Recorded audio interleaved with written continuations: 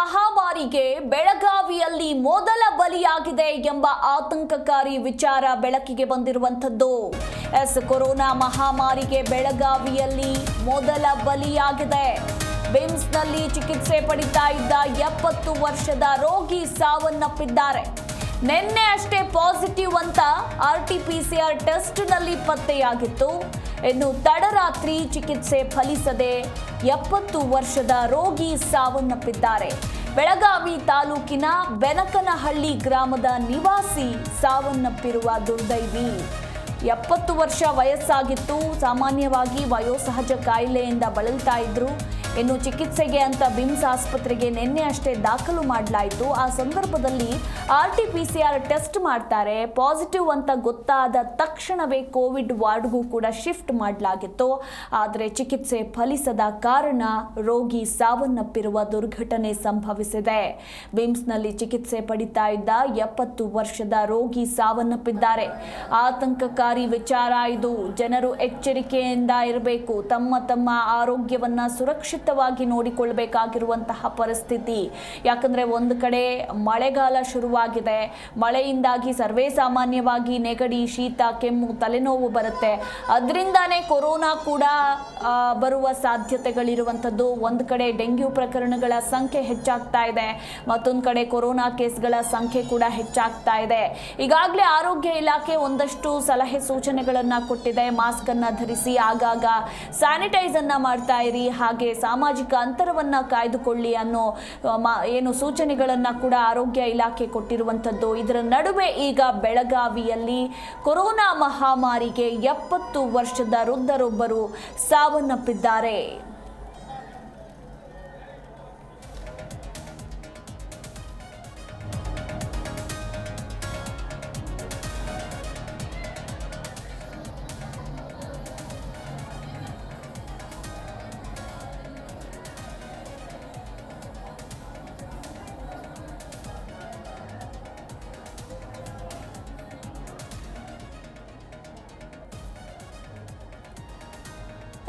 ಇಡೀ ರಾಜ್ಯದ ಜನರನ್ನೇ ಬೆಚ್ಚಿ ಬೀಳಿಸುವಂತಹ ವಿಚಾರ ಇದು.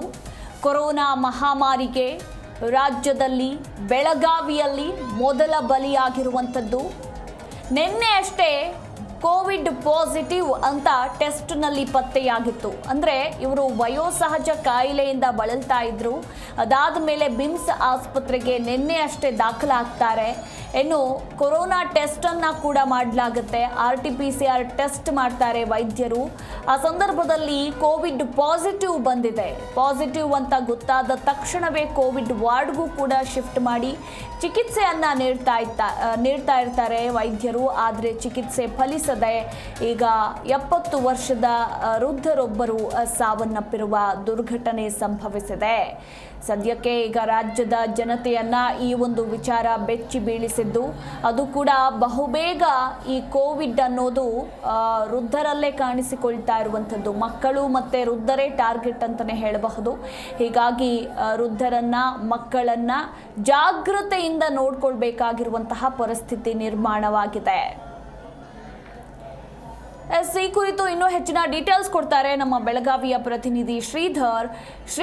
ಕೊರೋನಾ ಮಹಾಮಾರಿಗೆ ಬೆಳಗಾವಿಯಲ್ಲಿ ಮೊದಲ ಬಲಿಯಾಗಿದ್ದು ಇಡೀ ರಾಜ್ಯದ ಜನರೇ ಒಂದು ರೀತಿ ಆತಂಕ ಪಡಬೇಕಾಗಿರುವಂತಹ ಘಟನೆ ಸಂಭವಿಸಿದೆ. ಅಂದರೆ ನಿನ್ನೆ ಅಷ್ಟೇ ಕೋವಿಡ್ ಪಾಸಿಟಿವ್ ಬಂದಿತ್ತು ಅಂತ ಹೇಳಲಾಗ್ತಾ ಇದೆ. ಅಂಡ್ ಅವರಿಗೆ ಬೇರೆ ಆರೋಗ್ಯ ಸಮಸ್ಯೆ ಏನಾದರೂ ಕಾಡ್ತಾ ಇತ್ತಾ, ಅದರಿಂದ ಮೃತಪಟ್ರ ಅಥವಾ ಕೊರೋನಾದಿಂದಲೇ ಮೃತಪಟ್ಟಿದ್ದ? ವೈದ್ಯರು ಏನು ಹೇಳ್ತಾರೆ ಈ ಬಗ್ಗೆ ಹೆಚ್ಚಿನ ಮಾಹಿತಿ? ಖಂಡಿತ ಮಧು, ಏನು ನಿನ್ನೆ ಅಷ್ಟೇ ಏನಂತಂದ್ರೆ ಬೆಳಗಾವಿ ಬಿಮ್ಸ್ಗೆ ಒಂದು ಏನು ವಯೋಮತಿಯಿಂದ ಒಂದು ಬಿಮ್ಸ್ಗೆ ಆಸ್ಪತ್ರೆಗೆ ಒಂದು ದಾಖಲನ್ನ ಮಾಡಿರ್ತಾರೆ. ಏನು ನಿನ್ನೆ ಸಂಜೆ ಅಷ್ಟೇ ಅಂತಂದ್ರೆ ಒಂದು ತಡರಾತ್ರಿಯಲ್ಲಿ ಒಂದು ಕೋವಿಡ್ ಅನ್ನ ಟೆಸ್ಟ್ ಅನ್ನ ಮಾಡ್ತಾರೆ. ಟೆಸ್ಟ್ ಮಾಡಿದ ಸಂದರ್ಭದಲ್ಲಿ ಏನಂತಂದ್ರೆ ಒಂದು ಕೋವಿಡ್ ಪಾಸಿಟಿವ್ ರಿಪೋರ್ಟ್ ತೋರಿಸ್ತಿದ್ದಂತೆ ಏನಂತಂದ್ರೆ ಅವರನ್ನ ಪಾಸಿಟಿವ್ ಅಂತ ಗೊತ್ತಾದ್ಮೇಲೆ ಏನೋ ಒಂದು ಕೋವಿಡ್ ಒಂದು ವಾರ್ಡ್ಗೆ ಶಿಫ್ಟ್ ಅನ್ನ ಮಾಡ್ತಾರೆ. ಶಿಫ್ಟ್ ಮಾಡಿದ ನಂತರ ಜೊತೆಗೆ ಒಂದು ಟ್ರೀಟ್ಮೆಂಟ್ ಅನ್ನ ಕೂಡ ಅಲ್ಲೇ ಪ್ರಾರಂಭವನ್ನ ಮಾಡಿರ್ತಾರೆ. ಜೊತೆಗೆ ಒಂದು ರಾತ್ರಿ ವೇಳೆಗೆ ಏನಂತಂದ್ರೆ ವಯೋಮಿತಿ ವೃದ್ಧ ಎನ್ನುವ ಒಂದು ಚಿಕಿತ್ಸೆ ಫಲಿಸದೆ ಒಂದು ಸಾವನ್ನಪ್ಪಿರುವಂತ ಘಟನೆ ಕೂಡ ನಿನ್ನೆ ಅಷ್ಟೇ ನಡೆದಿರ್ತಕ್ಕಂಥದ್ದು. ಜೊತೆಗೆ ಇವು ಏನು ಬೆಳಗಾವಿ ತಾಲೂಕಿನ ಬೆನಕನಹಳ್ಳಿ ಗ್ರಾಮದ ಈ ನಿವಾಸ ಆಗಿರ್ತಕ್ಕಂಥದ್ದು. ಮತ್ತೆ ಜೊತೆಗೆ ಏನು ಕೋವಿಡ್ ಏನಂತಂದ್ರೆ ಕಳೆದ ಬಾರಿ ಕೂಡ ಏನು ಯಾವ ರೀತಿಯಾಗಿ ಬಂದು ಮಹಾಮಾರಿ ಕೊರೋನಾದಿಂದ ಅದೆಷ್ಟೋ ಬಲಿಗಳು ಕೂಡ ಆಗಿರ್ತಕ್ಕಂಥದ್ದು. ಆದ್ರೂ ಕೂಡ ಇಲ್ಲಿ ಒಂದ್ ಕಡೆ ನಮ್ಮ ಸರ್ಕಾರವು ಕೂಡ ಒಂದು ಎಡುತ್ತಾ ಇದೆ ಅಂತ ಹೇಳ್ಬೋದು. ಯಾಕಂತಂದ್ರೆ ಈಗ ಬೆಳಗಾವಿಯಲ್ಲಿ ಮೊದಲ ಬಲಿ ಆದ್ರೂ ಕೂಡ ಎಲ್ಲೋ ಒಂದು ಕಡೆ ಸರ್ಕಾರ ಕಣ್ಮುಚ್ಚಿ ಕುಳಿತಿದೆ ಅಂತ ಹೇಳ್ಬೋದು. ಯಾಕಂತಂದ್ರೆ ಗಡಿ ಭಾಗದಲ್ಲಿ ಏನು ಅಂತಂದ್ರೆ ಯಾವುದೇ ರೀತಿಯಾಗಿ ಒಂದು ತಪಾಸಣೆ ವ್ಯವಸ್ಥೆಯನ್ನ ಕೂಡ ಮಾಡಿಲ್ಲ ಅಂತ ಹೇಳ್ಬೋದು.